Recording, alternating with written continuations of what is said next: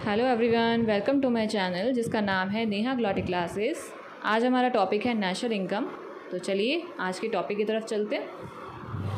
Hello everyone, आज का जो हमारा स्पेशल टॉपिक है वो आपके पास नेशनल इनकम, जो कि आपका पार्ट 1 है। नेशनल इनकम एक ऐसा टॉपिक है 12th का जो बहुत इंपॉर्टेंट होता है और उसमें से जो न्यूमेरिकल्स होते हैं, जो भी आपकी थ्योरी होती है, वो 110% आती ही है आपके एग्जाम्स में।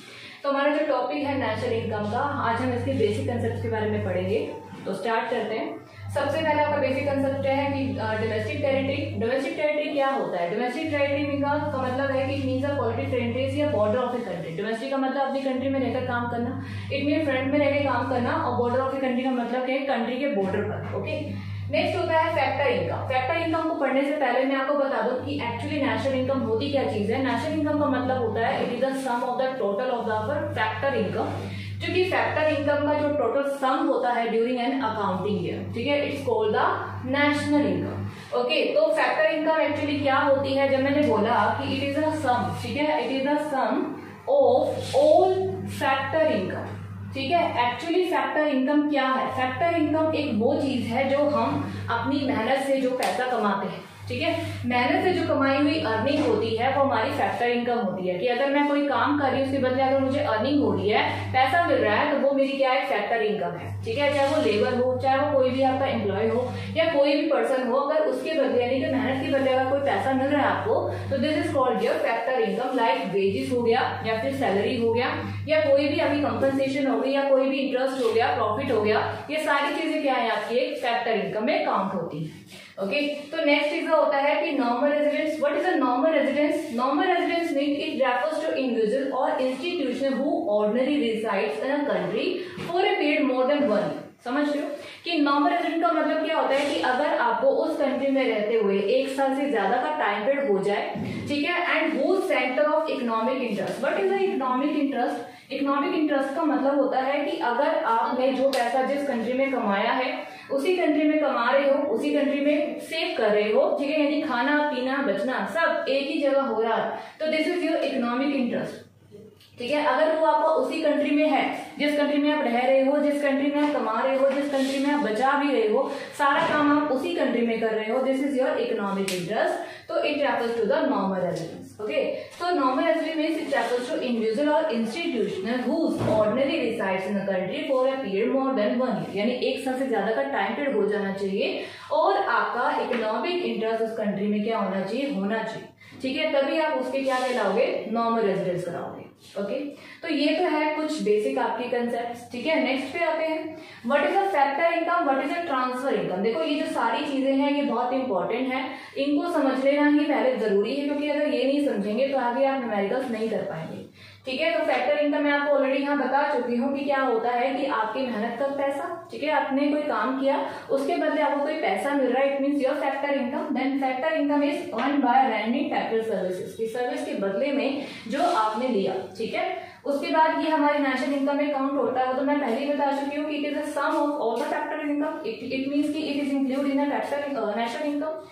एग्जाम्पल के तौर पे already wages, salary, profit etcetera, interest, ठीक है। तो ये सारी चीजें क्या है? हमारी फैक्टर इनकम है, यानी मेहनत का पैसा, जो सर्विस आपने दी, सर्विस के बदले में आपने कुछ कमाया, तो वो आपकी फैक्टर इनकम है और ये हमारी नेशनल इनकम में काउंट होती है। नेशनल इनकम का एक्चुअली मतलब होता है कि वो पैसा जो हमने मेहनत का कमाया हुआ है, ठीक है, हमने उसको अपनी नेशनल इनकम में काउंट करना होता है। नेक्स्ट होता है कि transfer income. What is a transfer income? Transfer income का मतलब क्या होता है? ट्रांसफर इनकम का मतलब है कि देखो फैक्टर इनकम का बिल्कुल अपोजिट है। फैक्टर इनकम का मतलब है कि हमने मेहनत करके पैसा कमाया, बट ट्रांसफर इनकम ऐसा नहीं है कि हमने बिना मेहनत के कमाया, हमें उसको मेहनत नहीं करनी पड़ी और वो आ गया। जैसे कि, और ये हमारी नेशनल इनकम में इंक्लूड नहीं होती है, काउंट नहीं होती है। जैसे कि स्कॉलरशिप है, ठीक है, इसके लिए आपको क्या करना पड़ा? कुछ भी नहीं, तो स्कॉलरशिप मिली ना, तो this is your transfer income, not your factor income, और ये हमारे नेशनल इनकम में काउंट नहीं होती है। जैसे कि आपका बर्थडे है, कोई आपको गिफ्ट कर रहा है, ठीक है, तो वो भी आपका क्या है? ट्रांसफर इनकम है, ठीक है। नेक्स्ट आपके पास लॉटरी लग गई आपको अचानक से, तो वो भी आपकी क्या है? ट्रांसफर इनकम है। तो इन दोनों में डिफरेंस सिर्फ ये होता है कि इसके लिए हम क्या करते हैं? मेहनत करते हैं और ये मेहनत का पैसा होता है, इसके लिए हमें कोई मेहनत ज़्यादा नहीं करनी पड़ती, ठीक है। और ये हमारे सिर्फ क्या होती है, फैक्टर सर्विसेज के बदले हमें कुछ मिलता है, यानी कि without any rending factor services. इसका मतलब कि हमें कोई ज़्यादा मेहनत करने की जरूरत नहीं पड़ती है, ठीक है। और ये हमारे नेशनल इनकम में काउंट्स नहीं होती। एग्जाम्पल आपके सामने है, स्कॉलरशिप, गिफ्ट, लॉटरी। तो ये हमारी विदाउट मेहनत का पैसा होता है जो हमें अनएक्सपेक्टेड होता है, ठीक है। अनएक्सपेक्टेड होता है कि आपको मिल जाता है, आपके लिए ज़्यादा मेहनत नहीं है इसमें। नेक्स्ट होता है कि फाइनल गुड्स क्या होता है, इंटरमीडिएट गुड्स क्या होता है। फाइनल गुड्स मीन्स कि यूज फॉर फाइनल कंजम्पशन, ठीक है। कि फाइनल का मतलब होता है कि एक्चुअली जो चीज़ पड़ी है वो खा लिया, सीधा वो आपका फाइनल गुड्स है, ठीक है। लेकिन इंटरमीडिएट गुड्स क्या है कि चीज़ अभी पड़ी है, उसको बनाएंगे, उसको पकाएंगे, फिर खाएंगे, तो वो आपकी इंटरमीडिएट गुड्स होते हैं। यानी कि ये आपको फाइनल कंजम्पशन है, डायरेक्ट खाने में। और इंटरमीडिएट गुड्स का मतलब है रॉ मटेरियल की तरह काम करना, ठीक है। और ये जो है इसके फर्दर प्रोसेस का मतलब कि कुछ प्रोसेस करने की जरूरत नहीं पड़ती और इसमें फर्दर प्रोसेस करने की जरूरत, क्योंकि ये कच्चा माल है और ये पका हुआ है, दोनों में डिफरेंस समझ रहे हो कि कच्चे माल को पहले पकाएंगे फिर खाएंगे, और पके हुए को तो क्या पकाना है, डायरेक्ट खा लेना है, तो इसलिए वो फाइनल है और वो क्या है, इंटरमीडिएट गुड्स है। एग्जाम्पल कि शुगर को अगर आप खा रहे हो डायरेक्टली, हाउस होल्ड की तरह यूज कर रहे हो, तो वो आपके पास क्या है, फाइनल गुड्स की तरह काम कर रही है। लेकिन अगर उसी शुगर का यूज अगर आप चाय बनाने में करते हो या फिर उसको केक बनाने में करते हो, ठीक है, या समथिंग कुछ और चीजें डालते हो, तो वो आपके पास क्या है, एज ए रॉ मटेरियल काम करेगा। ओके, तो ये आपके पास कुछ कंसेप्ट है जो वेरी वेरी वेरी इंपॉर्टेंट है नेशनल इनकम के।